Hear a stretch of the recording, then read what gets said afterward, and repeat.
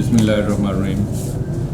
आप भाइयों का इंतहाई शुक्रगुजार हूँ कि आपने हमें मौका दिया कि हम आपने वही जो 2-2.5-3 साल से हम रोना रो रहे हैं उसके ऊपर फिर एक दफ़ा आपके सामने आवाज़ उठाएं, क्योंकि आवाज़ उठाना ही हमारे बस में है और हम जितनी हमारी इस्तिताअत है हम उतनी ही कर सकते हैं।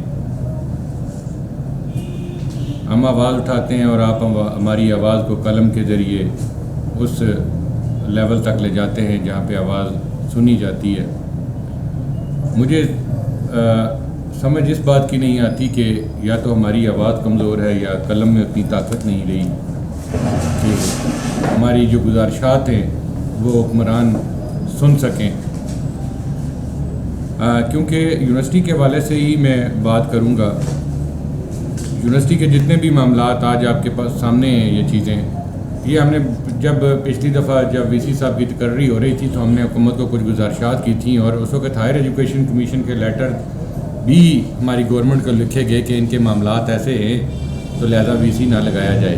तो उस वक्त भी हमारे ये जो सदर मोहतरम हैं इन्होंने उस वक्त भी यही काम किया और उसका खमीज़ा हमारे मादर इल्मी ने भुगता और उसके जो आज तबाही के दाने पे है, मैं समझता हूँ कि उसमें हमारे ये हुक्मरान भी और हमारे ये करप्ट सिस्टम भी जो है वो मुकम्मल तौर पे उसका हिस्सा रहा। हमने ये केसेस एहतसाब ब्यूरो में लेके गए और एहतसाब ब्यूरो में पहले तो जुज़ वक्ती चेयरमैन साहब थे, क्योंकि इस मामलात को सुप्रीम कोर्ट आज़ाद कश्मीर भी देख रही थी। जो रिपोर्टिंग यहाँ से हुई सुप्रीम एहतसाब ब्यूरो से, तो वो रिपोर्टिंग भी प्रॉपर नहीं थी। 2 दफ़ा उनकी रिपोर्ट रिजेक्ट हुई क्योंकि हमने पूछा कुछ था और जवाब एहतसाब ब्यूरो ने कुछ लिखा हुआ था। फिर जब देखा कि एहतसाब ब्यूरो रगड़े में आ रहा है तो उन्होंने एहतसाब ब्यूरो का चेयरमैन हटा दिया और चेयरमैन के बाद जो बाकी डिपार्टमेंट था वो आके यही कहता था कि जनाब हमारा चेयरमैन जब आएगा तो हम रिपोर्ट सबमिट करेंगे, उससे पहले हम रिपोर्ट सबमिट नहीं करते। तो फिर यही खेल मेरा ख्याल है फुटबॉल जारी रहा। सुप्रीम कोर्ट से एहतसाब ब्यूरो में, एहतसाब ब्यूरो से सुप्रीम कोर्ट में ये खेल चलता रहा और वीसी साहब का अपना टेन्योर कंप्लीट हो गया। अब एक्सटेंशन के लिए दोबारा वही सिलसिला दोहराया जा रहा है। मैं समझता हूँ कि अगर नया इदारा 76 क्लास शिफ्ट होने भी जा रही है यूनिवर्सिटी, उसके ऊपर भी हमने कुछ गुजारिशात की थी सिक्योरिटी के हवाले से कि अगर कल खुदा न खास्ता उस एरिया में कोई ऐसा क्लैश होता है जिससे तलबा को, किसी बच्चे को नुकसान पहुँचता है तो वो रियासत उसकी ज़िम्मेदार होगी। तो अभी तक मैं समझता हूँ कि हमारी उन गुजारिशात के ऊपर किसी भी एक चीज़ पे भी कोई अमल नहीं किया गया। जो सिलसिला यूनिवर्सिटी में जारी था वो जारी रहा और जो हमारे लुक आफ्टर करने वाले इदारे हैं वो मैनेज होते रहे। क्योंकि यूनिवर्सिटी में एक टर्म जो मेरे नॉलेज में आई कि जब हम केस करते थे, कोई उसको लेके जाते थे तो कहते थे यूनिवर्सिटी वाले जो इंतज़ामिया है वो कहती थी कि कोई नहीं, हमने एहतसाब ब्यूरो मैनेज कर लिया। मुझे शुरू में ये समझ नहीं आती थी कि ये इदारे मैनेज कैसे होते हैं, लेकिन इन 3 सालों में मुझे ये कहते हुए कोई शर्म नहीं आएगी, कोई हिचकिचाहट नहीं होगी कि वाकई हमारी करप्ट माफिया जो है वो इदारों को बहुत खूबसूरती से मैनेज करता है और इदारे बिल्कुल उसी डगर पे चलने लगते हैं जिस पे वो उनको चलाना चाहता है। तो अगर सज़ा जज़ा का अमल हमारे मज़हब से शुरू हुआ है और ये रियासत में अमल नहीं हो सका तो इसकी ज़िम्मेदार फिर हुक्मरान ही होंगे। हमारे इस डिवीज़न के जितने भी मेम्बरान हैं, असम्बली मेम्बरान हैं और तकरीबन सारे ही मैं समझता हूँ मिनिस्टर्स हैं, तो उन्होंने भी इस पर कोई किरदार अपना वाज़ह तौर पे अदा नहीं किया। सिविल सोसाइटी ने भरपूर साथ दिया। आज बासित भाई हैं, बाकी लोग भी इसी तरह हमारे साथ आते रहे क्योंकि हमारे इलाके का मसला था, तो इसलिए हमने सिटीज़न की हैसियत से ये मामला उठाए और सिटीज़न की हैसियत से हम अपना फ़र्ज़ पहले भी अदा करते रहे और इंशाअल्लाह आगे भी अदा करते रहेंगे। लेकिन हम वज़ीर-ए-आज़म आज़ाद कश्मीर से खुसूसी तौर पे एक बार फिर रिक्वेस्ट करेंगे कि वो खेल जो पहले दोहराया गया था आज से 3-3.5 साल पहले यूनिवर्सिटी के साथ, खुदा के लिए आप उसको दोबारा ना दोहराएं। आपके पास बेहतरीन लोग मौजूद हैं بہترین بندے کا انتخاب کریں، جو بھی بہتر سمجھیں. ہم کوئی بھی بندہ سجیسٹ نہیں کرتے ہیں، بہتر لوگ آپ کو بھی پتہ ہے. اور جو آپ نے حالات دیکھے ان 3 سالوں میں پریزیڈنٹ صاحب کی سربراہی میں، کیونکہ پریزیڈنٹ صاحب تو نہ تو عوام کی طرف سے آئے تھے اور تو نہ ان کو کوئی عوام سے غرض تھا. کشمیر کے بھی اسپوکس مین رہے اور ان کا جو کشمیر کا حال ہوا وہ بھی ہم سب کے سامنے ہے. تو اس لیے ان سے اب ہمیں کوئی توقع نہیں ہے. ان کو میرا خیال ہے ریاست کے لوگ جو ہیں وہ عزت افزائی کریں گے جس دن وہ یہاں سے جائیں گے. اگر اچھے کر کے جاتے تو اچھا رہتا ہے، لیکن جب وہ نہیں کر سکے تو ان کو بھی اسی طرح کی عزت افزائی ہوگی ان کی بھی. لیکن وزیر اعظم صاحب کو میں بار بار یہ درخواست کروں گا کہ وہ اس چیز کا نوٹس لیں اور سیریسلی نوٹس لیں. ایسا نوٹس نہ لیں کہ وہی شخص پھر یہاں پہ اس کی تقرری ہو جائے. پچھلے کیسز کو دیکھتے ہوئے ساری چیزیں منگوا کے دیکھیں. ہم کوئی بلیم گیم نہیں کر رہے کہ ہم کہتے ہوں کہ یہ چیزیں ہیں اور اس کا ہم نے ثبوت نہ دیا ہو. احتساب بیورو کے بھی اندر ہم نے ثبوت دیے تو وہ کوئی اس کے اوپر کارروائی نہیں کر سکے، نہ ہی انہوں نے کوئی اس کے اوپر پازیٹیو رول پلے کیا کیونکہ وہ مینیج ہو گئے تھے.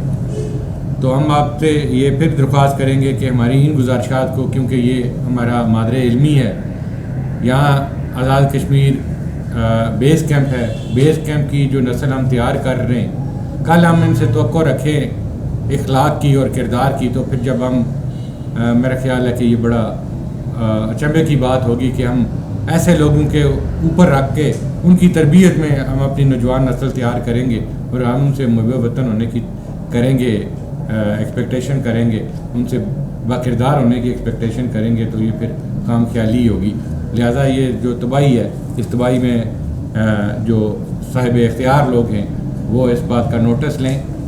پرائم منسٹر صاحب ہیں، باقی ادارے ہیں ہمارے، وہ اس چیز کا نوٹس لیں اور اس جو گناؤنا کھیل کھیلا جا رہا ہے اس مادر علمی کے ساتھ، اس کے ساتھ اب مزید کھلواڑ نہ کیا جائے.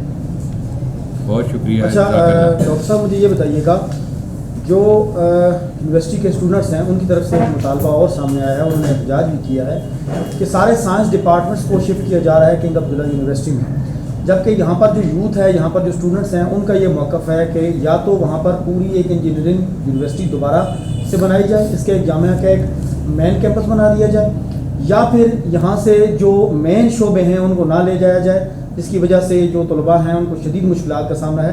اس بارے میں کیا کہیں؟ دیکھیں، ہم نے وقتاً فوقتاً جو ہم اپنے لوگوں میں بیٹھتے ہیں، لوگوں کے مسائل دیکھتے ہیں، تو اس کے اوپر ہم کھل کے بات کرتے ہیں.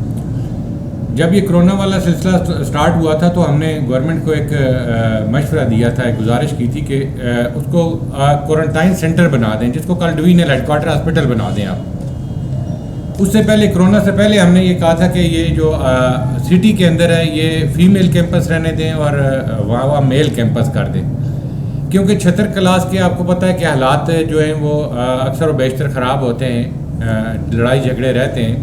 تو اس کے لیے وہاں پہ سیکیورٹی کا سب سے پہلے رینجرز کے تھرو اہتمام کریں تاکہ کل کسی کا بھی بچہ ضائع ہونے سے بچ جائے. وہ ہمارا مستقبل ہوگا. تو اگر ہم کسی بھی چیز کے اوپر، جن کے اوپر ہم نے یہ ساری گزارشات کی تھیں، ان کے اوپر کوئی بھی گورنمنٹ نے توجہ نہیں دی. ارباب اختیار کو چاہیے تھا کہ ان میں سے جو بھی ہوتا، جو بہتر ہوتا وہ کر لیتے. یہاں پہ ابھی بھی یہ ہے کہ یہ جو بلڈنگیں بچیں گی یہ بندر بانٹ ہوں گی. یہاں پہ جس کا دل چاہے گا کوئی ڈپارٹمنٹ گھسے گا، کوئی پلاننگ کے ساتھ تو ہے کوئی نہیں ہے. تو ابھی بھی ہم یہ کہتے ہیں کہ فیمیل کیمپس جو ہے وہ سٹی کے اندر رکھا جائے اور میل کیمپس جو ہے وہ 76 کلاس شفٹ کریں اور وہ بھی سیکیورٹی کے ساتھ کریں، تاکہ کل اللہ نہ کرے کہ یونیورسٹی کے اندر کوئی مس ہیپ نہ ہو. سارے نوجوان لڑکے ہوتے ہیں، وہ جذباتی ہوتے ہیں، ذرا سی بات پہ بھی اریٹیٹ ہوتے ہیں، تو اس طرح کا کوئی بڑا کلیش نہ ہو. آج بھی ہم مطلبہ کر رہے ہیں، لیکن یہ کہ مجھے لگتا ہے کہ یہ کل خدا نہ خستہ اللہ نہ کرے آنے والے دنوں میں ہمیں یہ چیزیں دیکھنی پڑیں گی. اور اس کے ساتھ ساتھ جو ہم نے پہلے بھی کہا تھا کہ اسٹوڈنٹس کا وہ جو پچھلی کانفرنس تھی، پریس کانفرنس تھی ہماری، کہ ان کی شاخرشیوں اور کرپشن کی وجہ سے یونیورسٹی کی فیسز میں بے انتہا اضافہ ہوا. جو کورسز باہر مثلاً ایک MBA کا کورس ہے، اگر باہر 16,000 روپے سیمسٹر ہے تو یہاں 56,000 ہے. تو یہ اپنی شاہ خرچیوں اور کرپشن کو پروان چڑھانے کے لیے فیس بڑھاتے ہیں اور وہ پیرنٹس پہ بوجھ پڑتا ہے، اور جس کی وجہ سے ہمارا جو کمزور طبقہ ہے، جو غریب لوگ ہیں، وہ اپنے بچوں کو یہ تعلیم دلوانے سے قاصر ہیں. اور آگے اگر یہی سلسلہ چلتا رہا تو ان کے لیے مشکل ہو جائے گا کہ وہ لاکھ روپیہ فی سیمسٹر دے دیں. تو اس پہ بھی گورنمنٹ کو، تو یہ ساری چیزیں ہم نے point to point highlight کی تھی. تاکہ یہ لوگ اس پہ عمل کریں، لیکن ہمارے پاس اختیار نہیں ہے. لیکن جن کے پاس اختیار ہے وہ بھی کل ہماری جگہ پہ ہوں گے، لیکن کم از کم ان کو یہ سوچنا ضرور چاہیے کہ ان کا کوئی بہن بھائی بیٹا کل نقصان ہوگا یا کوئی ایسا عمل ہوگا کہ وہ اس کو گزن پہنچے گی، تو پھر وہ اس کی ذمہ داری کس پہ عائد ہے. سب سے مشکل جس طرح کرونا میں کہتے ہیں کہ پولیس ادارے ڈاکٹر یہ تو ایک پیریڈ کے دوران ہوتے ہیں، تو ہمارے تو جو یہ صحافی برادران ہیں، میں سمجھتا ہوں ان کے لیے تو بالکل ہی ہماری گورنمنٹ کی طرف سے کوئی بھی پلاننگ نہیں کی گئی، بغیر تنخواہوں کے، بغیر کسی اسٹیپن کے، نہ گورنمنٹ کی طرف سے نہ کوئی. اب جا کے ایک وہ بننا شروع ہوا ہے، اس کو بھی پتہ نہیں کتنا عرصہ لگائیں گے. ان کے ادارے بنتے ہوئے ٹائم خاصا لگاتے ہیں. تو پریس کلب بن رہا ہے، اس کو بھی جتنا سلولی کام جاری ہے، ورنہ وہ 6 مہینے میں بلڈنگیں تیار ہو جانی چاہیے. تو وہ بھی کوئی نہیں ہے. جو ہمارے صحافی ہیں ان کے لیے بھی کوئی گورنمنٹ کی طرف سے کوئی پیکیج نہیں ہے. تو اس کے لیے بھی میں کہوں گا کہ ہمارے صحافی برادران کے لیے بھی کم از کم سہولت کے لیے، جو اتنی مشکل حالات میں بھی رپورٹنگ کرتے ہیں، اپنا فرض ادا کرتے ہیں، تو ان کو بھی گورنمنٹ کوئی ریگولر بیسس پہ کوئی ایسا سسٹم ہو کہ جس سے ہمارے پڑھے لکھے لوگ بھی مزید اس شعبے کی طرف آ سکیں.